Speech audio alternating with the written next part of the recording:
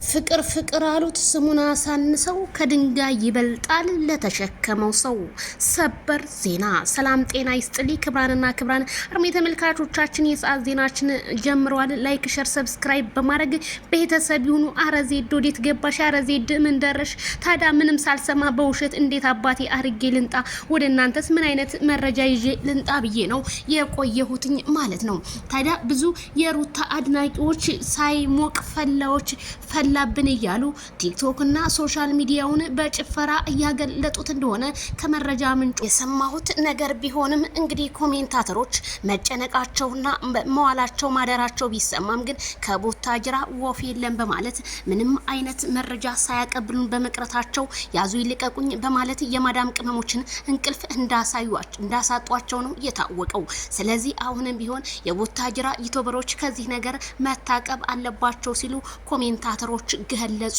ለጤናችንም አጠባበቅ ከቡታጅራ ዩቲዩበሮች ላይ እጃችንን እናንሳ እያሉ ኮሜንታተሮች ቢገልጹም ግን እኔም ታዲያ እንዴት ነው ይሄ ነገር አብርሃም ታደሰ ያለበት ምን ቦታ ላይ ነው ስላቸው ሰላም ዜድዬ አብርሽ ደህና ነው ማርያምን ምንም የተፈጠረ ነገር የለም ቤተሰብ ሁሉ ሰላም ነው እንግዲህ ብለዋል ማለት ነው። እንግዲህ እኛም የምንፈልገው ሰላምነታቸውን እና አንድነታቸውን ቢሆንም ግን የሄርሜላ ቤት ከፍቶ ኤፍሬምን ማስገባቱ አብርሃምን ምንስ ጉዳት ሊያስከትልበት ይችላል? አብርሃምስ ምን ሊያናድድ ይችላል? በማለት ኮሜንታተሮች በጣም ልባቸው ነው የተሰበረው ማለት ነው።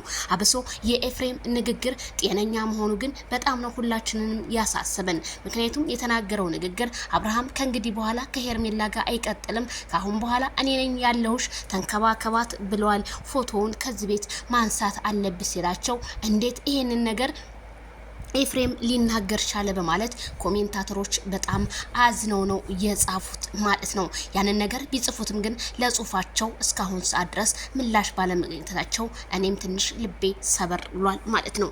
ታዲያ እንዴት ይሄንን ያህል ወንድሙን እንዴት የወንድሙን ሚስት ማለት እህት ናት እንዴት እንደዚህ ኤፍሬም እንዴት ሊዳፈር ቻለ በማለት ኮሜንታተሮችም ዛሬ ቀሚስ አልብሰውት እንደመጡ በቲክቶኩ አይተናል። ቀሚስ አልብሰውት አንተ ሴት እምድጃ ለምድጃ መሄር ነው እንጂ ያለብህ የወንዶችን ቦታ መያዝ የለብህም እያሉ ኤፍሬምን አሻገዳው አረሻገዳው አትድሯትም ወይ ይችን የሴት ወይዘሮ እያሉ ነው ማለት ነው። እንግዲህ ኤፍሬም ቻለው ማለት ነው። ምክንያቱም አንተ መቼም ስድብ በቃ ስድብ ምግቤ መጠጤ ምናምን ውሎ አዳሬ ነው ብለህ ነው ይስደዊ ብለህ ነው እንጂ አንተ በፍጹም እንደዚህ የምታረግ ልጅ እስከዛሬ አልነበርክም። ኤፍሬም ግን ያ ጨዋነትክን ያ በቃ ቀልደኝነትክን እኔ ማቀ በዛ ላይ ነበረ። ግን አንተ ያንን ነገር ሁሉ ትውት አድርገህ ዛሬ የወንድምህን ፍቅረኛ እያሯሯክ እንደሆነ እንዲሁም እርጉዝና ስትባል በነበረ ሰዓት እቤቷ ገብተህ አንተ እሷን እያሻሸ ምን ልታረጋት እንደሆነ ፈጣሪ ይወቅ። ሁሉም ኮሜንታተሮች እንዲሁም በቲክታክ ላይ ሲናገሩም የነበሩ ሰዎች አሉ። ምንድነው ያሉት? ሩታ ጋማ ከሄርሜላ ጋር እንደዚህ ሆነ፣ ሩታ ጋማ የሆነ ነገር አድርጓል። ሩታ ብታረግዝም ካሁን በኋላ ከኤፍሬም እንጂ አብርሃም እሷ ጋር ሄዶ የሆነ ነገር ቢያረግም ምንም እኛ አብርሃምን አናምነውም።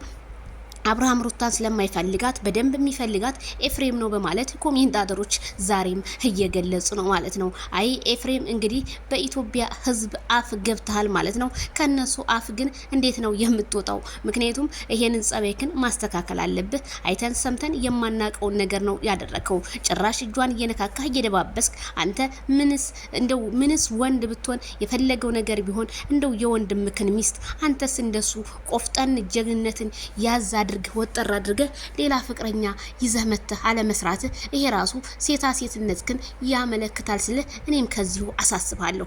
ኤፍሬም እኔ እውነት በጣም ውርድ ነው ያለው። ምንድነው ለሚመጣው ትውልድ የሚያስተምረን? ምክንያቱም አንድ ወንድም እንግዲህ የወንድሙን ሚስት ወንድሙ ካገባ ይሄ ማለት ልክ እንደ ዋርሳ ነው። ዋርሳ ደግሞ የሚባለው አሁን ወንድሙ ከሞተ አንድ ሰው ወንድሙ ከሞተ የወንድሙን ሚስት ልጆች ካላት እነሱ ሀብት እንዳይሄድ እሷን ያገባል እንጂ ያ ባህል ዋርሳ ይባላል እንደዛ ይባላል። ግን ይሄንን ያህል እንደዚህ ወጣ ያለ አይደለም።